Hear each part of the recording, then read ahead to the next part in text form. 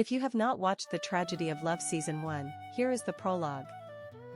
Mensah and Ada of Columbus University and Ada Johnson, a second-level student of the neighboring Stonebridge University of Science, were caught in love and happy, looking forward to a blissful future together. But her mother, Jolato, the powerful owner of JDJ Jewels, demanded perfection and profit, showcasing glittering jewelry. Then, a single piece of jewelry went missing, and Jolato's wrath fell upon her daughter. Shame, suspicion, and silence followed. Ada was separated from the boy she loved, and from the life she dreamed of. At 24, Rigogo Crescent, Okosoto City, Ada sat in Mama D's living room. Her heart was tied to Mensah, a humble young man with dreams beyond his reach. But the missing jewelry had thus ended the first chapter of her journey, with love in limbo, trust shattered, and a tragedy waiting to deepen. Welcome to The Tragedy of Love, Season 2, and happy watching. 1 week had passed. One long, painful week, and Mensah had not heard a word from Ada. His calls went unanswered. His texts, left unseen. Anxiety gnawed at him. Love, it seemed, had suddenly turned into silence. This is unlike Ada. No word, no message. I can't take this anymore. Mensah. What's going on? You look like you have seen a ghost. Bro, I have not heard from Ada in over a week. I can't sleep. I need your advice. Calm down. Maybe her mother got involved again. You know how strict Madame Jolato can be. Mensah's fears were not unfounded. The concerns about the whereabouts of Ada in the city of Onondaga were not restricted to her sweetheart. Everyone close to her was worried, except Jolato, who pretended not to give a hoot. Jolato's obsession with the missing jewelry was shaping Ada's fate. Gaga, Ada's social mother, could not keep her cool, and she had to make this frantic phone call. Jolato, my friend, have you heard from my daughter Ada? Where is Ada? I am worried sick. I don't give a damn of her whereabouts. Until the jewelry is returned, or paid for, Ada has no home. And no school. A few days later, Mama D came to JDJ Boutique and met with her estranged daughter-in-law, Jolato. Jolato welcomed Mama D with some consternation. They have not been best of friends since Gigi Johnson made her pregnant, jilted her and fled to Europe about 20 years ago. Mama D has always felt concern for Jolato and her granddaughter, Ada. As both the elderly and younger ladies felt comfortable for talks, Mama D was the first to shoot. Pardon my mistake, my wife. I have asked about everything generally, but I failed to ask about my daughter, Ada. Is she well, and is she at home or school? First, stop calling me your wife. I am not. Your son abandoned me and my pregnancy about 20 years ago. As for Ada, I think she is well and in somewhere. Probably with her boyfriend. I will continue to call you my wife as long as you are the mother of my granddaughter. You and my son could come together again. What God cannot do does not exist. I am not quite satisfied with your answer about my granddaughter's whereabouts. Can you make some clarifications? Where is she now? I don't know. And I don't want to talk about her. Okay, my wife. Let me come out straight. Ada is in Okosoto with me. She has been with me since last week, and she told me all that happened. The girl is just a student. Don't punish her for a mistake she did not commit. Can't we settle this matter? The only settlement is payment of £20,000 or the return of my jewelry. Until then, Ada stays away. Period. All right. My wife. Give me some days to figure this out, and I will come back to you. Mama D got back to Okosoto and narrated the development of her meeting with Jolato to Ada. She encouraged her to have faith in her next move to fix the problem. She discussed her plan to call her son in the UK, without informing him of Ada's whereabouts, in order to scare him to pay for the missing jewelry. so she can return to school after the mid-semester break. Grandma and granddaughter agreed that Ada remained mute throughout the phone conversation. Mama D called Gigi Johnson the next day and the following was the chat. Hello my son. This is your mother calling. How are you and my grandchildren over there? Hello, Mom. How are you doing and how is that bodily pain you complained about? Is Dr. Doki treating you well? We are all doing fine over here. I have been relieved of the pain but I still take my pills according to Dr. Doki prescriptions. There is yet another serious problem between Ada and her mother. What is the problem with my daughter? I do not trust Jolato to treat that girl well. She is left on her own most of the time when her mother is away for her business. Okay, Mama, what is the problem now? It is about a set of jewelry Ada borrowed from her mother to wear to her school party.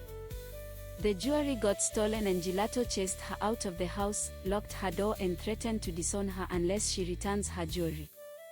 I went to Jolato to plead but she is demanding 20,000 pounds sterling. Please son, come to our rescue. Mama, don't cry. I'll send the money. I will wire £25,000 to your bank account. Pay the cost of the missing jewelry to Jolato and order her to look for my daughter immediately. I am just waiting for her to complete her first degree and then bring her to the UK for her master's. Oh, thank you very much, my son. May the Lord bless you more abundantly and replenish you a million folds from where you are taking this money.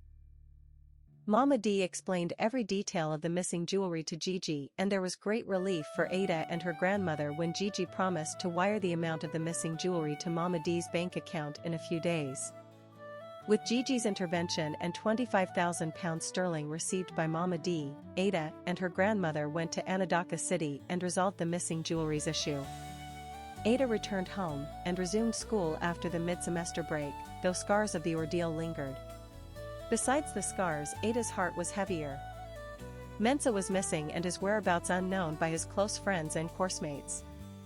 Mensah has put his final semester on hold, left town and deliberately resolved to lie low from everybody, including Ada, until he could find a source of income to plan his future motive. That resolve was broken on a fateful weekend when Ada received his call.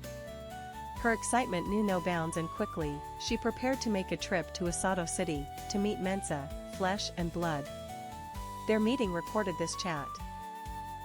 Mensah, I thought I had lost everything. I thought I had lost you. Thank you for that call. I put my final semester on hold. Driving taxi now and saving up. Just so I can stand by you. Sorry, I deliberately lied low until now and I could not contact you. That is okay. The issue of the jewelry has been resolved and my mother and I are together again. Now, how do we find Lucy to retrieve the jewelry? That's the reason I had to come here and become a taxi driver. When I did not hear from you, I visited Lucy but found she had absconded with the jewelry. A reliable source informed me that she sold the jewelry and left the country. I was so confused and flabbergasted that I decided to put my final semester on hold, left Anudeka and come here. What? Who was Lucy and how much did you know her to have entrusted her with that jewelry worth so much money? She was my second cousin and we were raised in the same household. I did not believe when it was said that a person can change at any time. But now I do. All the same, it was my fault and I owe you the cost of the jewelry as a debt that I will have to pay you. I am also to be blamed for this. Let us take it as the sacrifice for our love. That you are now a taxi driver, you are exonerated from any complicity. Life must move on. Thank you, my love. I will forever live for you. And so, the once-lost love resurfaced with a bang and Ada and Mensah continued where it stopped. The 240 kilometers from Anadaka to Sodito was like a pull to Ada. And so, she was virtually with Mensah every weekend. 1 year later, Ada met Sodito Ugah at the gate of Stonebridge University of Science. She claimed to be a senator's only daughter, but truth hid behind her smile. Here goes their chat. Hi. I am Sodito Ugah, the only daughter of Senator Mensah Ugah. I am a level 3 newly transferred to Stonebridge. It's my pleasure meeting you. I am Ada Johnson, a level 2 student here, reading computer science. What is your discipline? Pharmacy. Actually, my father, the senator, wanted me to read medicine, but my former university could only offer me pharmacy. Hopefully, I hope to switch to medicine in any European or American university later. That's good for you. Can we be friends? I can see you as the type I want to hang out with. Not a bad idea. I am in Residence 5, Dubelu Hall. Ada's life took another turn when Sodito Ugah transferred to Stonebridge University, after being rusticated from Moda University for fraud. But that, Sodito never revealed. Friendship blossomed. But Sodito was not who she claimed to be. Behind the smiles lay a heart skilled in deception. Sodito was always looking and hanging out with Ada in the library, cafeteria, and the campus game room. To buttress her scheming to earn Ada's trust and confidence, Sodito tricked Ada to accompany her to Senator Mensah Ugah's office in the Senate chamber. Ada was wholly convinced that Sodito was the senator's daughter when she witnessed this chat between them. Here, my daughter, take this check to cover your semester expenses. You must spend it judiciously. Thank you very much, Daddy, I will. And to crown Ada's conviction, the senator gave her $100 for a taxi and for accompanying Sodito to his office. With absolute belief in Sodito, Ada disclosed her parental background, which Sodito had yearned for from the inception of their friendship. Days later, Sodito called the leader of her fraudulent group and passed the details of Ada's background to him. Hear their conversation. Kaboom. We have a big fish in the pond. My campus catch is from a wealthy family. Mother, a big jewelry boutique CEO, and father, a UK property tycoon. Okay. Wait for the move. A week later, a parcel of golden chains, bangles, and earrings were delivered to Sodito, in the campus with instructions from Kabun. Sodito instantly took the valuables to Ada with this fabricated stories. My father's girlfriend is a jewelry importer. She just returned from Paris and gave me these to hawk on commission. We are close and she always enables me to make extra books. The total of these is $30,000 and my cut is $3,000. Also, I can link your mother and save her some money from making trips abroad. My mother should be interested if they are tested to be genuine. Weekend came and Sodito and Ada went to JDJ Boutique with the stuff, and here is the outcome. Mommy, meet my campus mate. Her name is Sodito Ugah, the daughter of Senator Mensah Ugah. She has something to show you. You are welcome, my daughter. How is your father and what have you got for me? Thank you, Mommy. My father is fine. My father's girlfriend is a jewelry importer and she just arrived from Paris with these. She usually gives me some to hawk on commission. I can also link you with her. If it works, I will consider it. Let me call Al-Haji to test if they are pure and genuine. Within a few hours, the test came out perfectly pure and genuine.